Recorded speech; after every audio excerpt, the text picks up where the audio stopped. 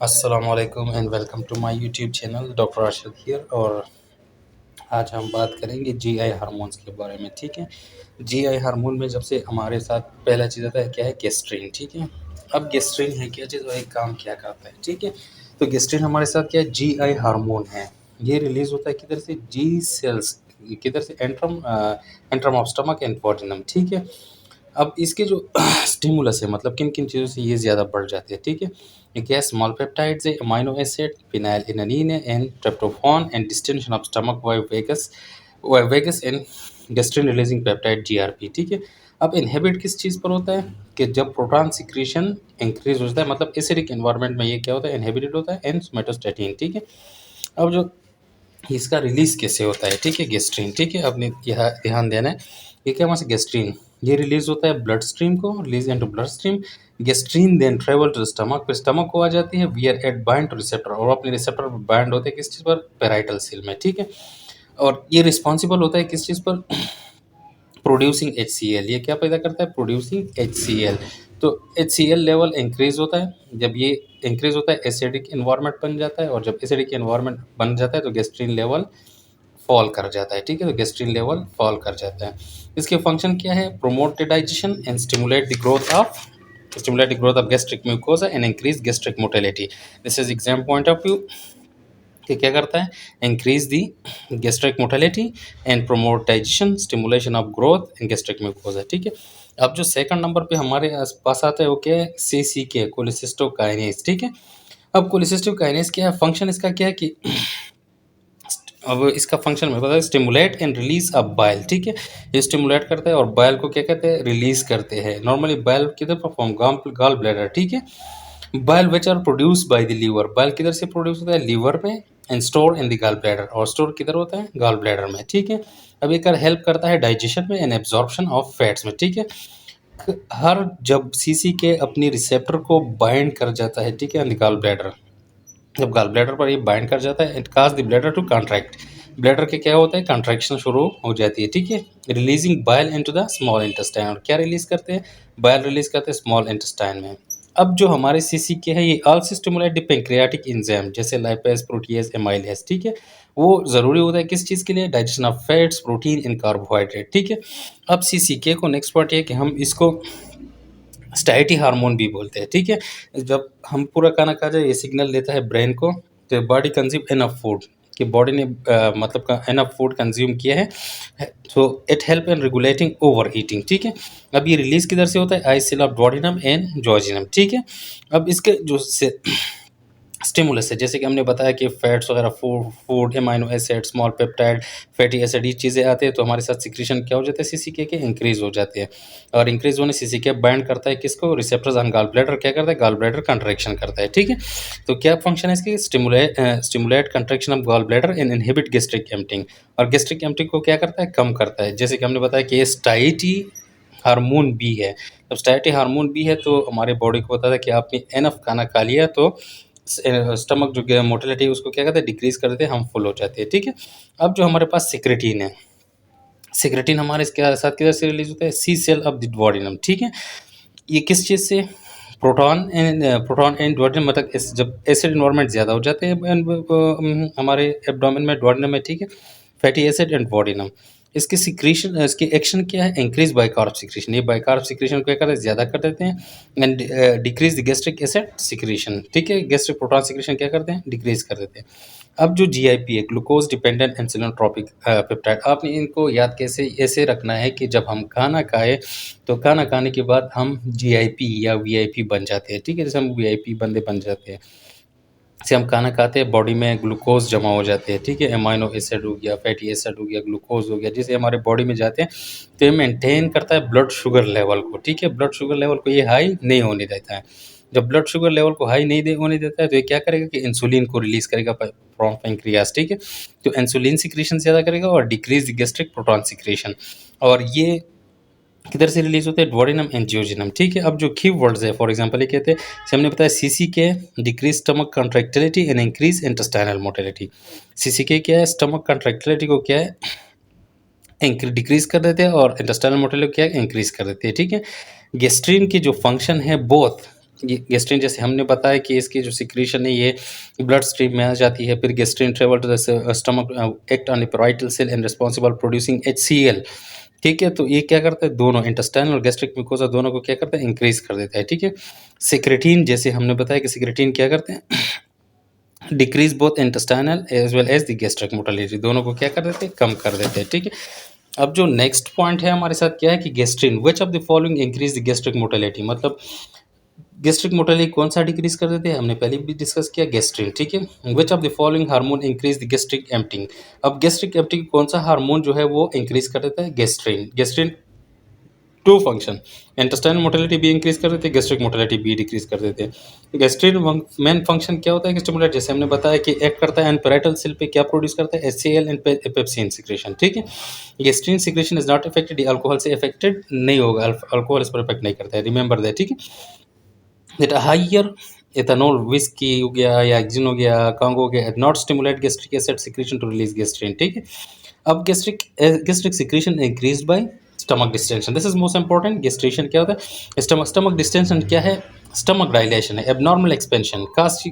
अब ये किस वजह से एबनॉर्मल डिस्टेंशन, ओवर ईटिंग हो गया, ईटिंग क्विकली हो गया, एरोफेजिया जैसे हम एयर को स्वॉलो कर देते हैं। ठीक है, इन डायबिटिक गैस्ट्रोफेरेसिस में भी ये क्या होता है, डायलिटेशन होते हैं, स्टमक डिस्टेंशन होती है। ठीक है, अब जो है डिक्रीज पीएच काज गैस्ट्रीन सिक्रेशन इनहिबिशन। ठीक है, अब gastrin secretion is decrease by somatostatin, gastrin secretion किस चीज़ से डिक्रीज होती है, सोमेटोस्टेटिन से। Potent stimulate for gastrin release, अब पोटेंट स्टिमुलेट मतलब कि जो ज़्यादा स्टिमुलेट करने वाला गैस्ट्रीन रिलीज के लिए पोटेंट है वो क्या है, प्रोटीन है। Gastric acid secretion maximum stimulated by protein. अब सिक्रेटिन का ऑलरेडी हमने बताया कि क्या करता है, बाइकार्ब सिक्रेशन ज़्यादा कर देता है, तो क्या करे, secretin action of pancreatic tissue क्या करता है, बाइकार्ब सिक्रेशन को क्या करता है, इंक्रीज कर देता है। हाइपोग्लाइसीमिया में क्या होता है, हाइपोग्लाइसीमिया मीन कि मतलब शुगर लेवल कम हो जाना, तो जैसे शुगर कम हो जाता है क्या कहते हैं, glucose is gone, glucagon mean glucose is gone, जब ग्लूकोज इज गॉन होता है ग्लूकागॉन क्या होता है, ज़्यादा रिलीज कर पाते हैं। ठीक है, glucagon secretion is also increase by exercise, जब हम एक्सरसाइज करते हैं जाहिर बात है हमारे बॉडी की जो क्या होता है डिमांड ज़्यादा बढ़ जाती है, हमें एनर्जी की ज़रूरत पड़ती है, तो ग्लूकागॉन सिक्रेशन ज़्यादा पैदा हो जाती है। ठीक है, which hormone inhibit the action of gastric acid and secretion, secretin. Insulin secretion क्या होता है, is increase due to which of the following, secretin. अब सीसीके जैसे हमने बताया कि सीसीके क्या करता है कि stimulate a bile from gall bladder.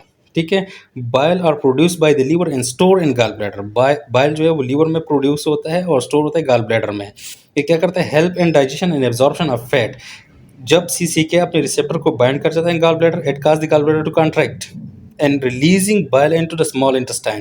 CCK also stimulate the pancreatic enzyme lipase, protease, amylase, necessary for digestion of fats, protein and carbohydrate. ठीक है, तो which of the following hormone increase intestinal motility, जैसे हमने बताया कि intestinal motility क्या करेगा, increase करेगा सीसीके।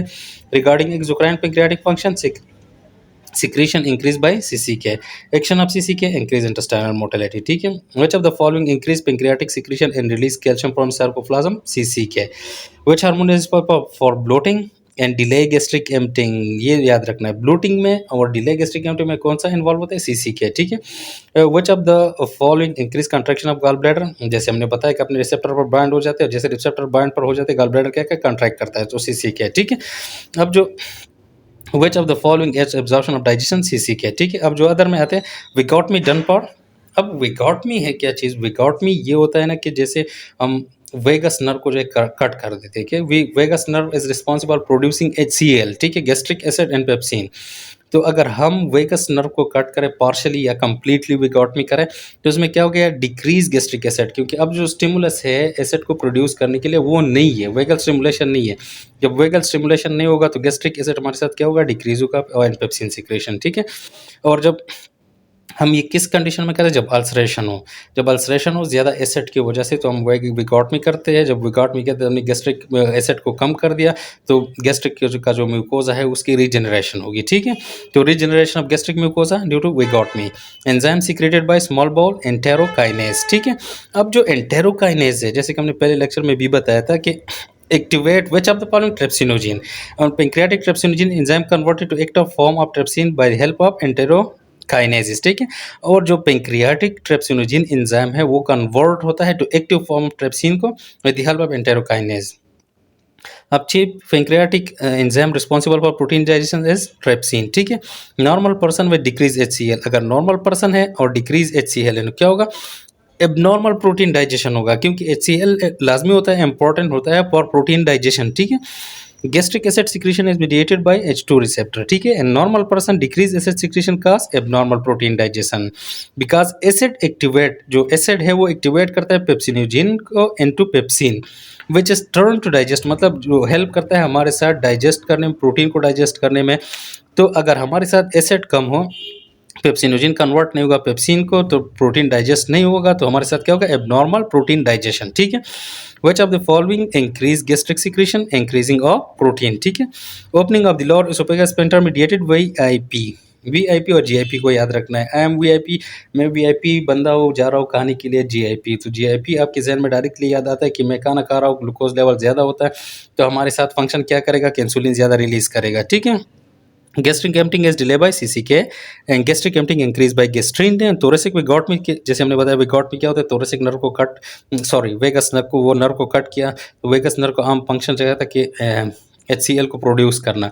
अब HCl बॉडी में प्रोड्यूस नहीं होते क्योंकि हमने वेगस नर्व को काट दिया है, ठीक है। तो गैस्ट्रिक सिक्रेशन हमारे साथ डिक्रीज होगा। ट्रंकल विगॉट में क्या होगा, डिक्रीज गैस्ट्रिक एम्पटी होगा, ठीक है। Decrease gastric secretion by secretin, increase gastric proton secretion by gastrin. अच्छा, अब हमारे साथ टू टाइप ऑफ सोमेटोस्टेटिन है, एक पेंक्रियाटिक सोमेटोस्टेटिन है और एक गट सोमेटोस्टेटिन है, ठीक है। जो पेंक्रियाटिक है वो हमारे साथ क्या करेगा, इंसुलिन और ग्लूकागॉन को इनहिबिट करेगा, ठीक है। अब जो थर्ड वाला चीज़ है हमारे साथ, थर्ड क्या है कि जो गट की सोमेटोस्टेटिन है, गट की सोमेटोस्टेटिन हमारे साथ क्या करेगा कि गैस्ट्रिन और सीसीके को क्या करेगा, इनहिबिट करेगा, ठीक है। ये एमसीक्यूज बताया कि main action of gut somatostatin याद रखना है, gut somatostatin and pancreatic somatostatin. Gut somatostatin क्या है, गैस्ट्रिन एंड सीसीके, ठीक है। और जो पेंक्रियाटिक है वो क्या है, इंसुलिन, ठीक है। अब जो हमारे साथ टू टाइप्स आते हैं कि वो कौन सी सिरप फॉर्म में आती है कि हम पेशेंट को दे, वो डायरिया काज कर देती है, कुछ कंस्टिपेशन। तो हमारे साथ जो एंटी एसिड है वह decrease gastric mortality, aluminium hydroxide. और हम सबको पता है अगर गैस्ट्रिक मोटेलिटी डिक्रीज होगा तो हमारे साथ क्या काज करेगा, कॉन्स्टिपेशन, ठीक है। मैग्नीशियम जो है हमारे साथ मोटेलिटी को इंक्रीज कर देता है, तो क्या काज करेगा, डायरिया। और इसका एल्यूमिनियम हाइड्रोक्साइड, इसका कोई रिसेप्टर्स नहीं है, ठीक है। अब जो हम बात करते हैं कि पॉलमर विंसन सिंड्रोम, अब पॉलमर विंसन सिंड्रोम है क्या चीज़, ठीक है। पॉलमर विंसन सिंड्रोम को पहले जो बताया जाता था उसको बोलता था कि ये, इसको पैटरसन केली सिंड्रोम भी बोलते हैं। ये रेयर सिंड्रोम है, ट्राइड्स ऑफ सिम्टम। इसमें पहले क्या था, dysphagia, dysphagia mean difficulty in swallowing, मतलब खाने में डिफिकल्टी होना, iron deficiency, anemia, esophageal webs, ठीक है। एसोफेजियल वेब्स क्या है, थिन फाइब्रस टिश्यू है that can partially block the esophagus, मतलब जो फाइब्रस टिश्यू एसोफेगस में बढ़ जाएगा, उसकी वजह से हमारा एसोफेगल से खादा जो है ब्लॉक हो जाएगा, ठीक है। ये मेनली अफेक्ट करता है किन लोगों को, मिडिल एज वुमेन। सिम्टम्स क्या है, सॉलिड फूड को ये, मतलब difficulty swallowing in solid foods, in sensation of pressure और फुलनेस इन द थ्रोट, ठीक है। तो इसमें क्या है कि dysphagia, iron deficiency, anemia, esophageal webs. Esophageal webs हमने बताया किससे होता है, thin fibrous tissue that can partially block the esophagus, ठीक है। अब जो गर्ड है, ठीक है, गर्ड किसको बोलते हैं, गैस्ट्रो एसोफेजियल रिफ्लेक्स डिजीज, ठीक है। इसमें क्या है कि जो क्रोनिक कंडीशन है, क्रोनिक कंडीशन है जिसमें स्टमक का एसिड, अब अगर मैं आपको डायग्राम बना कर दूँ तो समझ आ जाएगा। अब ये फॉर एग्जांपल हमारे साथ क्या है, स्टमक हमने लिया, ठीक है। स्टमक का क्या है, लोअर एसोफेजियल स्फिंक्टर है, ठीक है, लोअर एसोफेजियल स्फिंक्टर। तो फर्स्ट हमारे साथ क्या आता है, weak, LES, lower oesophageal sphincter weak हो जाता है, ठीक है। तो अब यहाँ जो एसिड है वो क्या करेगा, बैक रिफ्लेक्स करेगा, ठीक है। तो ये क्या है हमारे साथ, lower oesophageal sphincter, a wall between the oesophagus and stomach, ठीक है। जब ये कम होगा तो हमारे साथ ये वीकन होगा, कमज़ोर होगा, तो हमारे साथ क्या होगा कि एसिड बैक फ्लो करेगा एसोफेगस को, ठीक है। इसके काजेज क्या क्या हो सकती है हमारे साथ, फॉर एग्जांपल हमारे साथ ओबेसिटी, नंबर 1 काज ओबेसिटी। नंबर 2 हमारे साथ हाइटल हर्निया, हाइटल हर्निया, ठीक है, हाइटल हर्निया। नंबर 3 हमारे साथ क्या आते हैं, जैसे कि stomach food, certain foods means के हमारे साथ स्पाइसी फूड हो गया, एसिडिक फूड हो गया, या कैफीन हो गया, कैफीन। इन चीज़ों से हमारे साथ क्या होता है, अल्कोहल हो गया, इन चीज़ों से हमारे साथ क्या होता है, गर्ड होता है, ठीक है, गैस्ट्रोएसोफेजियल रिफ्लेक्स डिजीज, ठीक है। अब जो ये क्या करते हैं, reflex of gastric content in lower oesophageal because of incompetent lower oesophageal wall. ठीक है, इसमें क्या होगा, डिक्रीज लोअर एसोफेजियल टोन। और हमारे साथ जो मोस्ट एक्यूरेट इन्वेस्टिगेशन है वो क्या है, 24 आवर पीएच मॉनिटरिंग। एंडोस्कोपी क्या है, इन्वेस्टिगेशन ऑफ चॉइस है। अब जो हमारे साथ एक्लेजिया है, एक्लेजिया को हम कैसे मतलब समझ पाएंगे कि व्हाट इज एक्लेजिया। ठीक है, एक्लेजिया है कि जब लोअर एसोफेजियल स्फिंक्टर है वो फेल टू रिलैक्स। ठीक है, अब दोबारा ये डायग्राम बनाते हैं। ये हमारे साथ एसोफेगस, ये हमारे साथ स्टमक। अब ये बिल्कुल टाइटन है। ठीक है, fail to relax, LES lower oesophageal sphincter fail to relax. अब ये रिलैक्स नहीं होता है। ठीक है, कॉमन सी बात है, अगर ये पैसेज है between the oesophagus and stomach, अगर ये रिलैक्स नहीं होता है तो फूड बॉयलस जो है वो या फूड आता है तो वो डिफ़िकल्ट होगा एंटर होने में। स्टमक को डिफ़िकल्टी होती है कि एंटर हो जाए, क्योंकि तंग रास्ते से जाना पड़ता है। ठीक है, तो इसमें क्या होगा, सेकंड थिंग कि इसमें लॉस ऑफ एसोफेजियल पेरिस्टालिसिस होगा। ठीक है, लॉस ऑफ एसोफेजियल पेरिस्टालिसिस। ठीक है, oesophageal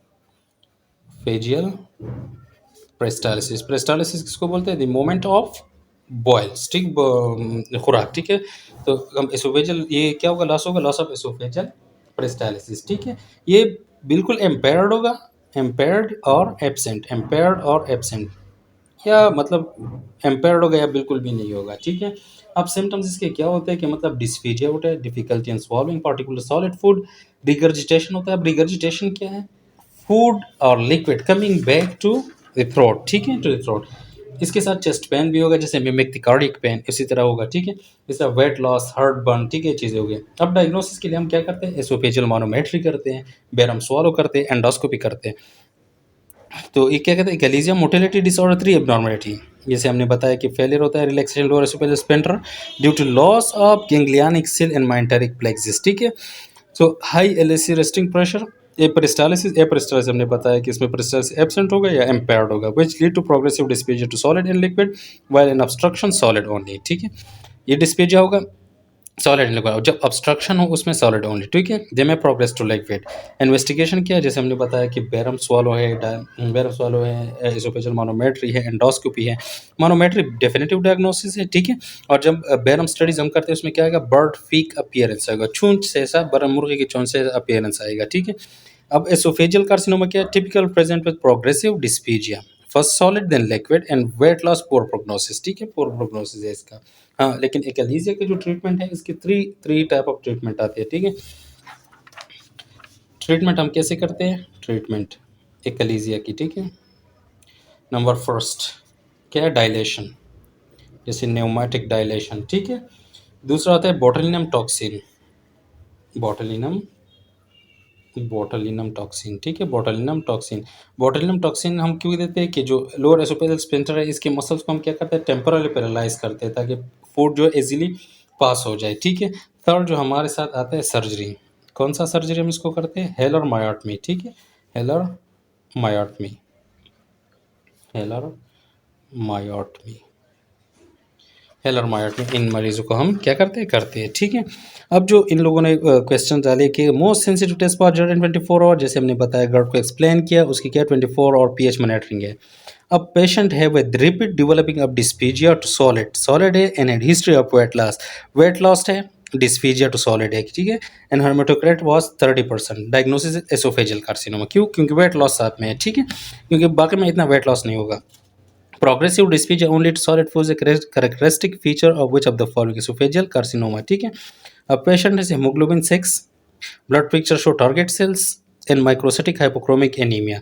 Patient has fever and dysphagia. इसमें क्या है, आयरन डिफिशियंसी एनीमिया। ठीक है, इसमें जो है डिस्फीजिया क्यों होगा पेशेंट को, कि हेमोग्लोबिन से पिक्चर जो टारगेट सेल जब भी आए हमें क्या है, आयरन डिफिशियंसी एनीमिया है। ठीक है, it also comes against 6-year-old present with weakness and dysphagia. His blood tests show HB 6.0 gram, MCV 68, MCA 24 picogram and target cells। ठीक है, तो आयरन डिफिशियंसी एनीमिया। हाँ, वीवेल का और डिफरेंशियल आता है कि मतलब एमसीवी भी कम है, एचबी भी कम है।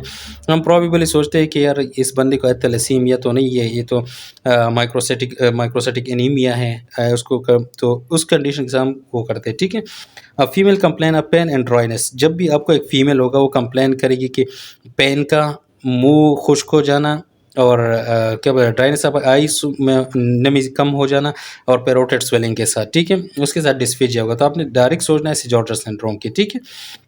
55-year-old man present with 4-month history of blurring vision and itching on both eyes. She has also complained of dysphagia and dryness of mouth. ठीक है, and she has bilateral parotid swelling and fibroid mouth fissure. She has shown pneumonitis. Pneumonitis से कहते हैं allergic inflammation of the lungs. ठीक है, most likely diagnosis is Sjögren's syndrome. Always remember dryness of eye, dry mouth and parotid swelling, dysphagia. Regard toward this Sjögren's syndrome. ठीक है, also remember dysphagia occur in scleroderma. A lady has dysphagia, complain that she is not able to type on keyboard. Whenever you see the word type on keyboard, always think of CREST syndrome. ठीक है, nothing else. कि lady है, dysphasia के साथ है, कहती है कि मैं जब कंप्यूटर चलाती हूँ मुझे डिफिकल्टी होती है, जॉइंट में दर्द होता है, तो always think of crest syndrome. ठीक है, अब जो नेक्स्ट है हमारे साथ क्या है कि the characteristic feature of squamo columnar junction above the LES no, क्या होता है, बेरेटोसोफेगस। बेरेटोसोफेगस क्या बोलते हैं कि one type of cell convert to another type of cell, that is called Barrett, mean changing होना। जैसे गिरगिट होता है, गिरगिट की तरह ये चेंज हो जाए तो मीन्स की बेरेटोसोफेगस। ठीक है, फैशन लॉन्ग स्टैंडिंग जर्ड है, गैस्ट्रोएसोफेजियल रिफ्लक्स डिजीज है, endoscopy show esophagitis, biopsy show goblet cells. ठीक है, goblet cell and columnar cell, मतलब एसोफेगस में गॉबलेट सेल नहीं होते नॉर्मली। अगर गॉबलेट सेल आ गए और आपके साथ क्या एसोफेजाइटिस है और लॉन्ग स्टैंडिंग हिस्ट्री ऑफ गर्ड है, तो डायग्नोसिस इज Barrett-esophagus. ठीक है, subclavicular epithelium present 3 centimeter above of cardiac end of esophagus. Diagnosis of Barrett-esophagus. One type of cell convert to another type of cell is called Barrett-esophagus. Adenocarcinoma esophagus develop in Barrett-esophagus. Barrett-esophagus example of metaplasia. ठीक है, a patient non-smoker 40 packs per year will increasing retrocranial pain and progressive dysphagia, weight loss, cervical lymph node enlarged, chest was clear. What is the most likely disease? Esophageal carcinoma. Very good, weight loss है, cervical lymph node enlarged है, chest clear है, लेकिन retrocranial pain and progressive dysphagia. So you should think about the a dangerous thing. A 65-year-old smoker with significant weight loss present with dysphagia to solid. 65-year-old smoker है, ठीक है, और significant wait loss है, तो smoking हमारे साथ क्या करता है, बेरेटोसोफेगस काज कर देता है, म्यूकोजा खराब कर देता है, तो what will like decrease peristalsis. Progressive dysphagia only to solid is characterized by which of the following esophageal carcinoma. ठीक है, Anacalesia of the esophagus, mesenteric plexus, a deficient in the lower esophagus. Very good. Also come the gut brain stimulation through the which hormone? Acetylcholine. ऐसा बस the gut brain stimulation of mesenteric, जो mesenteric plexus है उसके stimulation के कौन से hormone से होते हैं? Acetylcholine. ठीक है, if a food bolus got stuck in the middle third of esophagus during swallowing, by which mechanism will be it pushed down to the stomach? Secondary peristalsis. अब एक बोलस है वो यहाँ फंस गया, वो अंदर इसको कैसे ले जाएंगे, उसके दूसरा नवाला खा लेंगे, दूसरा नवाला या पानी पी लेंगे कि सेकंड पेरिस्टालिसिस आए और वो अंदर चले जाए। ठीक है, अब जो मोस्ट ट्रिकी क्वेश्चन है, डिस्पीजिया टू लिक्विड ओनली। अगर हमारे साथ डिस्पीजिया है वो ओनली टू लिक्विड है, we should think of neuronal neuromuscular in coordination. ठीक है, a female patient present with dysphagia to liquid for the last 6 months, laryngoscopy show normal history of the track. ठीक है, most likely काज last, देखिए डिस्पीजिया है to liquid, ठीक है, for last 6 month से जो है डिस्पीजिया है, लेकिन लैरिंगोस्कोपी जो करवाए तो नॉर्मल हिस्टोलॉजी है, मतलब ना कोई डिजीज नहीं है, ना बेरेटोसोफेगस है, ना कोई कार्सिनोमा है, कुछ भी नहीं है। So what will you think? Loss of neuromuscular coordination. ठीक है, 40-year-old female presented with dysphagia specially to liquid, barium enema and gastroscopy और नेगेटिव फॉर एनी फाइंडिंग, मतलब एनी फाइंडिंग नहीं है, जस्ट क्या डिस्पीजिया टू लिक्विड है। Which of the following most likely cause? Neuromuscular disruption. Female है, hypertension है, उसको डिस्पीजिया के साथ प्रेजेंट हुई, टोसिस है, मियोसिस है, एनहाइड्रोसिस है, एंड एनक्सोप्थाल्मस है। ठीक है, which artery? Posterior inferior cerebellar artery. Always remember dysphagia exophthalmos plus involvement of eye that will indicate the posterior inferior cerebral artery. Secondary peristalsis of esophagus is due to distension of stomach. ठीक है, 50-year-old man has an increasing difficulty in swallowing, his weight loss, upper GI endoscopy revolve nearly circumstantial mass with overlying ulceration. अब जो endoscopy हुआ upper GI endoscopy, उसमें क्या है, nearly की circumferential mass है with overlying ulceration in mid esophagus region. Biopsy of the mass reveal pink polygonal cell है, ठीक है, which mark hypochromatism, no hyperchromatism pleomorphism. Which of the following most likely spectre of this disease? Chronic alcohol. Alcohol हमारे साथ क्या करता है, one type of mucosa convert करता है दूसरी टाइप को, बेरेट एसोफेगस को, और that can damage the mucosa, that can cause ulceration. ठीक है, 48-year-old man had brain stroke following vertebral artery dissection, sport-related injury. This patient developed dysphagia. Which of the following? Nucleus ambiguous. Very good. अब जो हमारे साथ इंशाल्लाह कल हम discuss करेंगे mucus acinus present and sublingual, इससे आगे हम इंशाल्लाह कल डिस्कस करेंगे सारे अल्कलाइन फॉस्फेटेज, ये सारे इंशाल्लाह एचसीवी तक हम कल डिस्कस करेंगे। तो stay with me and subscribe and like my channel and thank you for watching.